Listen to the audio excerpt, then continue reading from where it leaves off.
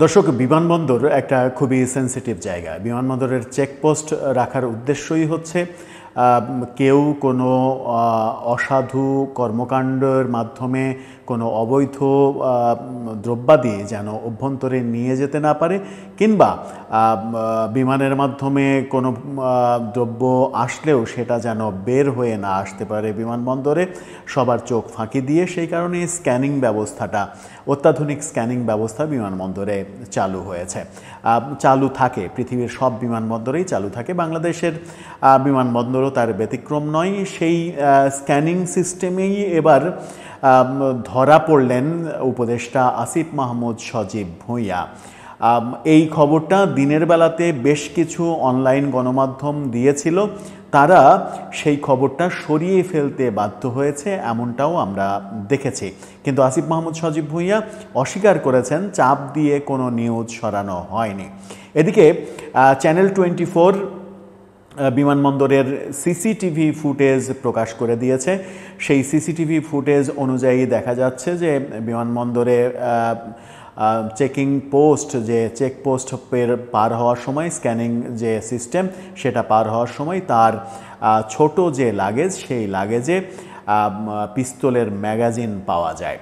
পিস্তলের magazine মানে হচ্ছে যে পিস্তলের গুলি স্বয়ংক্রিয়ভাবে যে এটার মধ্যে থাকে, অনেক ক্ষেত্রে 15টা, 17টা, 20টা, কখনো কখনো তার কম গুলিও থাকতে পারে।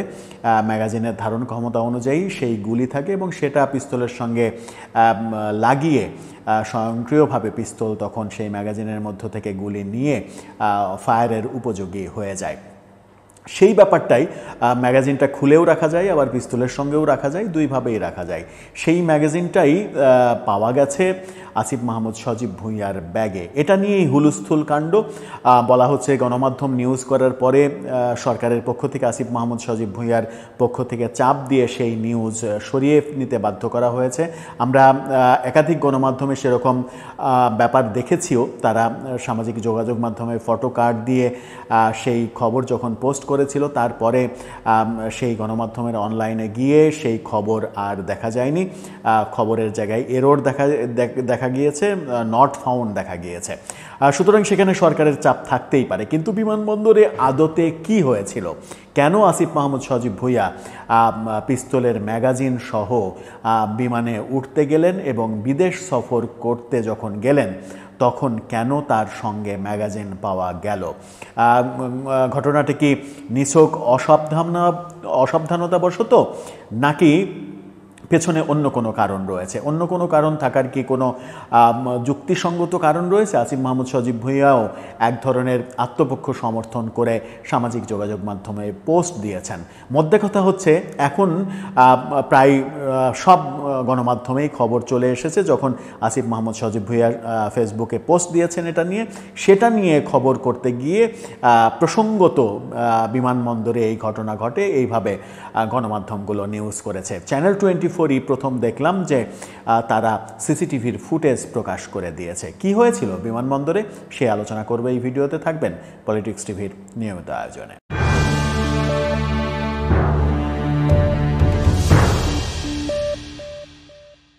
দর্শক, পলিটিক্স টিভি নিয়মিত ভিডিওগুলো স্পন্সর করছে প্রজাপতি.টিভি, নতুন ওটিটি প্ল্যাটফর্ম। আপনারা চাইলে ইউটিউবে, ফেসবুকে, ইনস্টাগ্রামে, টিকটকে দেখে নিতে পারেন। ডেসক্রিপশন বক্সে লিঙ্ক দেওয়া থাকবে, সেখান থেকেও আপনারা দেখে নিতে পারেন প্রজাপতির কার্যক্রম। চলে যাচ্ছি মূল ভিডিওতে।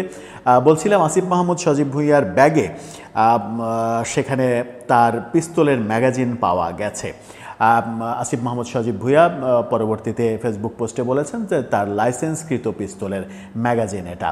কিন্তু কি ঘটেছিল, ঢাকা পোস্ট যেটা, ঢাকা টাইমস যেটা বলছে, তার শিরোনামের স্ক্রিনশটটা আপনারা দেখে নিতে পারেন।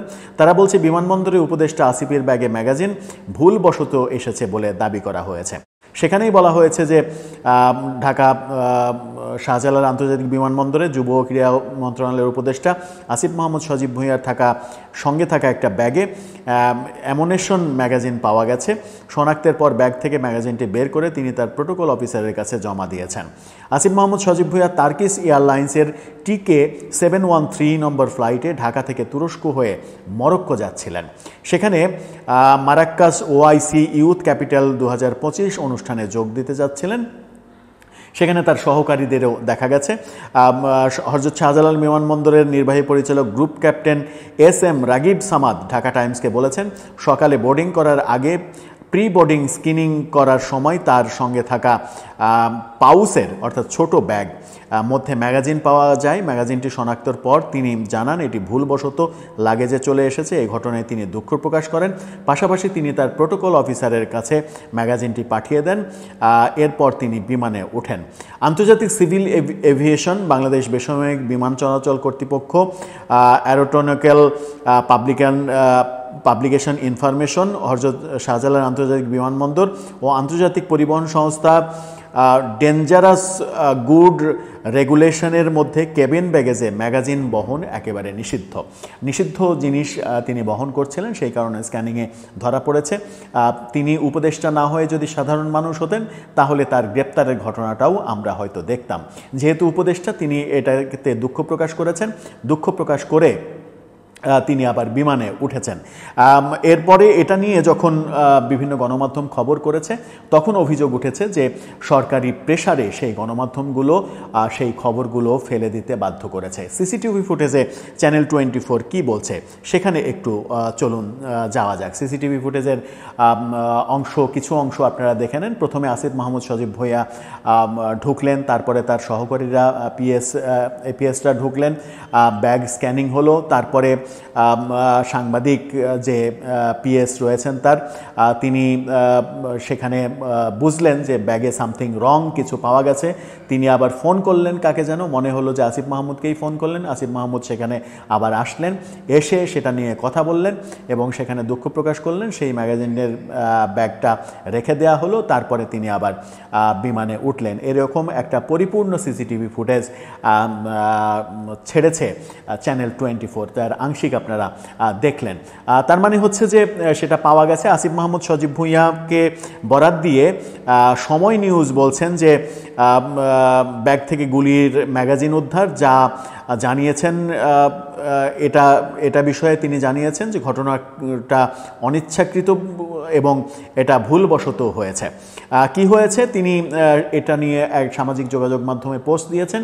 সেটাকে কেন্দ্র করে সময় নিউজ বলছে যে নিরাপত্তার স্বার্থে আমার লাইসেন্স করা বৈধ অস্ত্র রয়েছে। গণ অভ্যুত্থানের নেতৃত্বের ওপরে যেভাবে হত্যা চেষ্টা চালানো হয়েছে কয়েক দফা, তাতে রাখাটাই স্বাভাবিক। গণ অভ্যুত্থানের নেতৃত্বে যারা রয়েছে তাদেরকে কোথায় হত্যা চেষ্টা করা হলো, তাদেরকে কোথায় হত্যার জন্য আক্রমণ করা হলো, ব্যাপারটা ধোঁয়াশাপূর্ণ। এ পর্যন্ত আসিফ মাহমুদ সজীব ভূঁইয়া, নাহিদ ইসলাম কিংবা মাহফুজ আলম কিংবা গুরুত্বপূর্ণ যারা রয়েছে সার্জিস আলমদের কোনো ধরনের হত্যা চেষ্টার খবর এখন পর্যন্ত পাওয়া যায়নি।